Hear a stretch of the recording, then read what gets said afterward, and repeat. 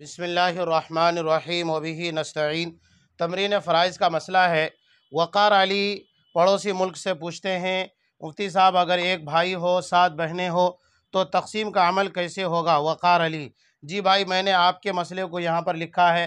یہ دیکھیں، یہ میت ہے، میت کا نام مثلا میں نے زید لکھا، اور وارثین میں ایک بھائی 7 بہنیں ہیں۔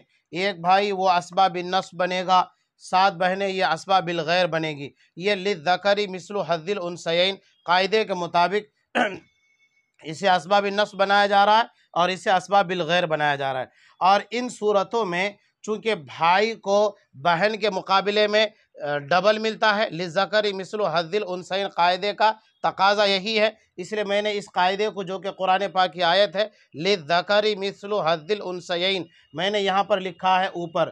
تو للذکر مثل حظ الانثیین قاعدے کے مطابق بھائی کو بہنوں کے مقابلے میں زیادہ ملنا چاہیے۔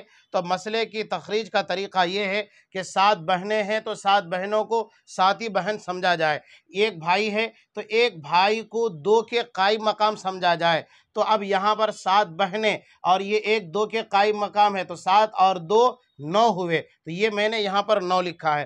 اب مسئلے کی تخریج 9 سے کی گئی ہے، اس لیے میں نے یہاں پر مسئلہ لکھا، اور عدد تخریج کی جگہ میں نے 9 لکھا ہے۔ یہ 9 آیا کیسے؟ 7 بہنیں، 7 یہاں، ایک بھائی جو کہ 2 کے قائم مقام ہے، 7 اور 2 9 ہوتے ہیں، یہ میں نے یہاں پر 9 لکھا۔ اب مسئلے کی تخریج بالکل واضح ہے۔ 9 میں سے 7 دے دیجئے 7 بہنوں کو اور 2 دیجئے ایک بھائی کو۔ تو یہ میں نے جو 2 دیا ایک بھائی کو، تو اب اس کو میں سوال کو یہاں مٹا دیتا ہوں۔ اب جو یہ 7 بہنیں ہیں، 7 بہنوں میں سے ہر ایک کو ایک ایک کر کے حصہ ملے گا، یہ اس طرح سے 1 2 3 4 5، یہ 6، یہ 7۔ تو 7 بہنوں کو 7 حصوں میں سے ایک ایک حصہ مل جائے گا، اور یہاں پر 2 حصے ہیں اور ایک ہی بھائی ہے، تو لہٰذا دونوں حصے ایک بھائی کو مل جائیں گے۔ یہ مسئلے کی تخریج ہے، بالکل واضح ہے، آسان ہے۔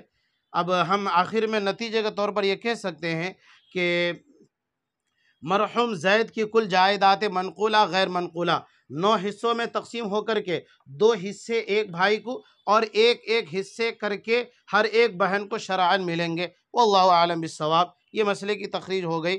تو ایسے ہی ایک بھائی اور 7 بہن ہو تو تقسیم عمل کا یہ طریقہ ہے۔ امید ہے کہ آپ کو سمجھ میں آیا ہوگا۔ والسلام علیکم ورحمۃ اللہ وبرکاتہ۔